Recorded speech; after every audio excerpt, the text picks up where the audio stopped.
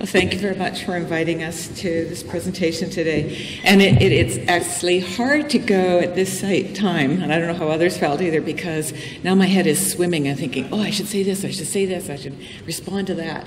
So, and some really good, excellent presentations. So I thank you for that. So what I'm going to talk about is some strategies for service provision and for HIV and aging in an integrated site. And what I'm going to do first is just tell you that some of you may know about the Dr. Peters Center, but this is a particularly unique site with a unique set of individuals in terms of what I'm going to be describing. So we're an integrated healthcare facility that we provide for people living with HIV and coping with social disparities, social issues, with concurrent health issues.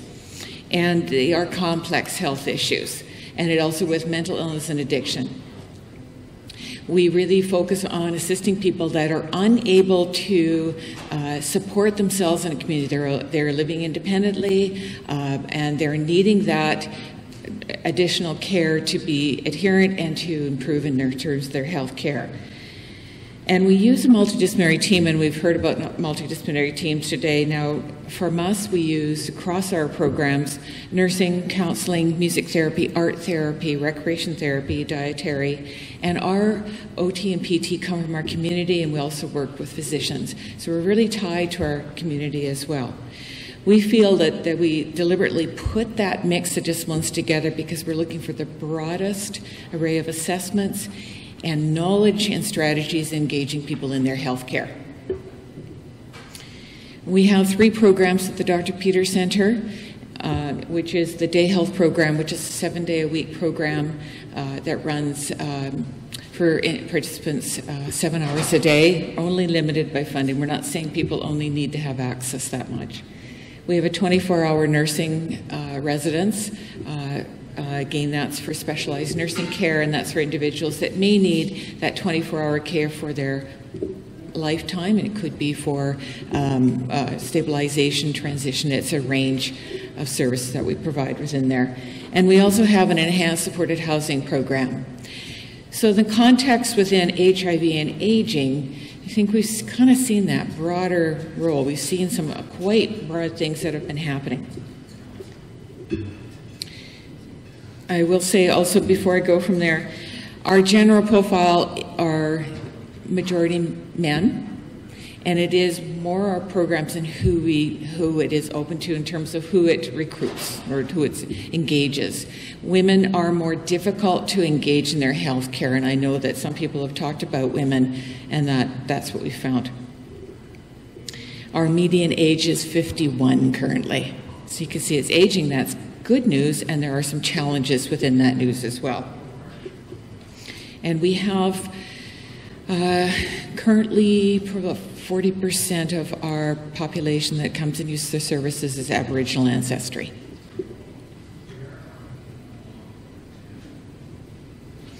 So what's our understanding? And this is for HIV and aging, and this is from our understanding of the person. So we have it from observations, formal assessments, and lived experience. Our observations have been over the last few years, and what we're seeing is change in mobility. And what's interesting in the Dr. Peters study that we just got some preliminary results, and out of 121 people surveyed, 4 out of 10 were using scooters or some kind of walker or scooter, some mobility aid. And we had seen that, and where my office is, I can actually see people coming into the center, and I'm seeing that increase of use. So we have unsteady gaits, we have fall risks. Across all 3 programs, we're very aware of the falls risks. Then we see some other interesting thing over the years. We've seen changes in ability to make choices, decisions. We're seeing anxiety, we're seeing some memory changes. We're seeing some changes in insight and judgment. And in that, an understanding of consequences, and the understanding because our environment is open, it is a diverse group of people. There are some, we do have to have some management of the area, and we have to sort of understand that sometimes there are consequences. We also have noticed that people are looking real good on the outside and maybe not so good on the inside. And we're seeing vulnerabilities. For many years, I worked in mental health. I've worked in geriatrics. I've worked in a broad range. But in mental health, I used to do assessments for individuals for financial abuse. And we're seeing that now. And again, our context in terms of the clients that we have and people that we provide across the services for, we see some other kinds of behaviors that they may have been very good at managing in the past, and now we're seeing some of those vulnerabilities. So they're open to predators. They're open to financial abuse, to physical abuse. And you can see also on this side there where I've listed some other things I'm going to address in a minute. So we saw these. These are our observations. Then we had some formal assessments. And we see some information coming, whether it be lab results or neurological testing or psychological testing, or even in terms of their physical testing. Now, this was interesting because one of our formal testing and our understanding of the lived experience as well was from the Heads Up study that Francisco has already explained. And I know, Richard, you asked a question about this as well in terms of, did people really want to get tested? We've done a lot of studies, a lot of surveys in our center. This was the one that I have never seen so many people interested in doing it. And they knew it meant being interviewed, having a testing done that was going to take, a few hours, some results coming back from it, some feedback, and maybe not so good. And they just wanted to know. And still, to this day, even though that's, over a year ago? But yeah, it's over a year ago we did that, Alex. We are still having people come up to Patrick and I and asking, are you still doing that study? Is there a chance I can have that assessment done? And even though they came out, many people came out as mild, it was like reassuring. Now I know what's going on. I always wondered what was happening. Was it because of my HIV? Was it because of my other illnesses? Am I getting dementia? Is it because somebody else in my family had this? And related to that was their knowledge of the complexity of illnesses that they had. And I know that Darren's just described in terms of what that complexity of issue, how that definition is, and we have that. We have the HIV, the Hep C, liver failure, we have COPD, advanced neuropathies, osteoporosis, failure to thrive. We're getting, unfortunately, more people that are having that. And sometimes a long history of mental illness and addiction, which has its own complication. And in terms of when I think of aging, some of those have some complications as well. And having worked with people with severe mental illness, I know that has some implications of aging as well. Majority of our people have had experienced trauma, which is another thing that can affect resiliency in terms of aging, poverty, food insecurity, and potentially nutritional status that has gone like this over the years, homelessness, and limited options to things, which I think was what Ross was getting at, that question in terms of poverty and things like that. In terms of the lived experience, we've also heard, can't do what I need to do, feeling depressed and worthless, who's going to look out for me, and just that whole idea of there's a change in status, and I'm getting into individuals that may have had a status on the street and no longer have that and don't know what to do with that vulnerability. So some real changes, which we kind of have as a group sort of seen as, again, through our observations, through knowing some knowledge, and seeing that as frailty.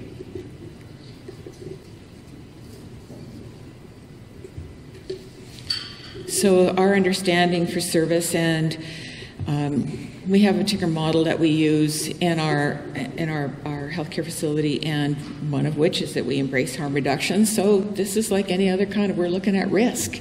How do we reduce that risk?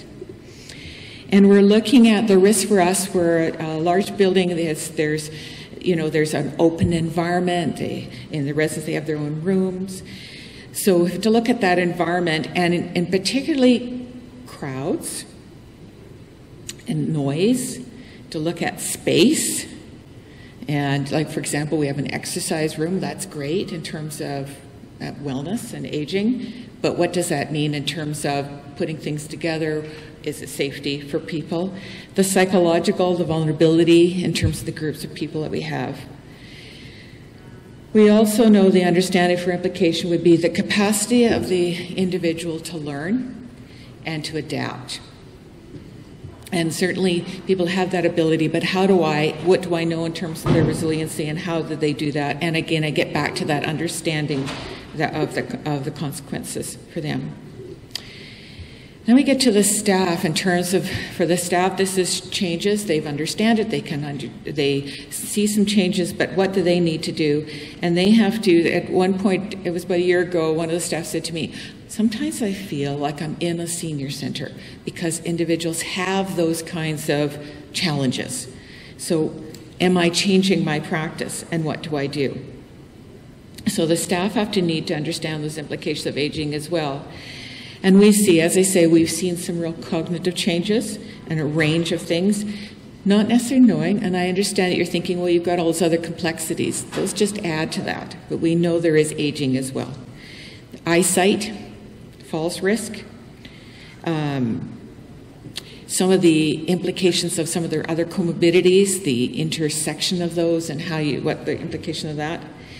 And with our mixed environment with a number of people, it is easy to get, as a staff, to get lulled into thinking, oh, that's just the way the person is. That's because of their addiction. That's because of their mental illness. That's because they're in pain. But what we're really seeing is maybe some changes in cognition and due to aging, and due to HIV and aging, and that's not just the way they are. We've got to look at that. So it's really, as clinicians, professionals, staff, caregivers, really kind of sorting out and looking at the person, asking the questions, taking that time to do that. And also understanding for the professional the need for the person to be independent and what that means in terms of their self-worth, their self-esteem, and also balancing that risk as well. Recently, I had a counselor that we had a situation where an individual was living actually in a very high-end place. He had a situation in his apartment that needed some help. We decided to sort of, there was reasons why we needed to regroup and help that individual. And the counselor that he was working with in the center had seen him a lot in the center, but decided to go, said, no, I'll go into his place and I will help him do this. And he came out afterwards, out of 2 days spending with this person, he said, there are some significant changes, both in this person's ability, for this person's ability to live independently. And it was, even though he'd seen a quite regular center, to be able to go into that environment, he was able to see those changes. So the considerations for service, the three things that I wanted to highlight were safety, comfort, and predictability. A space. You need to have space to be able to declare for mobility issues. You need to accommodate that. You need to have signage. We have housing, so we need to look at what do we do in emergencies. Is the person able to manage within that house? What are they safe for using the stoves and things like that? And people are really great. I know one person says in their enhanced support house, he lived there for about time, and he says, no, I don't use my stove, I just use my microwave. So of course our first intent is, oh, they need to know how to use the stove. They need to know how to cook. Well, hang on here. Maybe we should look at this again. And actually the person was making some really good decisions. The safety part of it for him was using the microwave. So we had to stop. Sometimes, as I say, for the implication considerations for service, we had to stop sometimes and just pause and let the person tell us. For comfort, it is definitely seating. It's noise level, it's where they are, it's a place to rest comfortably. It also is giving cues to other people. When you have a mixed environment, it's also explaining to the other clients, participant residents, what's happening for that person. We get many people that, and sometimes when you get some aging effects, there are some behaviors that you see, and so people around them may not understand, particularly if they've known the person for a long time, and they say, well, that's not them, they've never acted like that before. So it's to sort of balance that. And for the staff also, it's predictability, taking the time, slower, patience, structure, clear, consistent messaging. And the thing is, for us, this starts at the front door and goes all the way through. We have a reception. Everyone has to understand this, that people are in, that this is happening. There are some changes. And as I say, we've been very aware of the physical changes for aging that we've seen people go through and some of the cognitive. And that's all I'd like to say.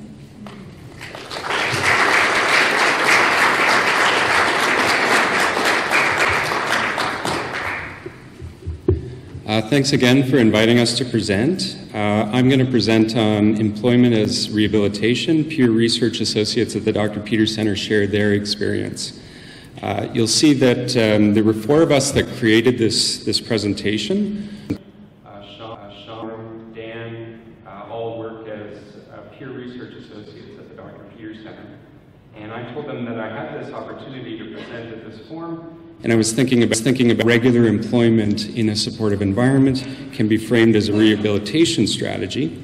And I asked them whether they would be interested in sharing their experience, and they were all very interested in doing that. So all the quotes in this presentation come from Sean, Norm, and Dan with their presentation, with their permission. So just a little bit of background. In the last 4 years, we've employed 12 PRAs on different research projects at the Dr. Peter Center. And in each of these instances, we do a lot of work to ensure that we're recruiting PRAs who have experiences and identities in common with Dr. Peter Center clients.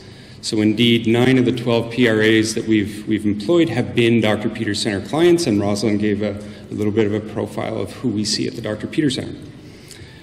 Sean, Norm, and Dan range in age from early 50s to mid 60s. I won't, for the quotes, kind of attribute who said what, but one of the 3 of them used or invoked the term the Lazarus effect to describe his experience of being told that he had 18 months to live in the early 90s, so he quit his job. Now it's years later, and then being in that position of wanting to return to work. So here's the first of a few quotes that nicely summarizes that feeling of having the job interview at the Dr. Peter Center for the PRA position. One person said, when I interviewed for the job, it had been 137 years since my last job interview. So the person kind of communicating it was, wow, like this is just a huge change for me to do. When I asked what the re-entry into the workforce meant for Sean, Norm, and Dan, they said it was a return to normalcy, pride, respectability, routine, and being able to respond to that question of, what are you doing now, Dad? Oh, I can say I'm working. I have a purpose. And I can pay my own way if we go to a restaurant. Some cautionary notes.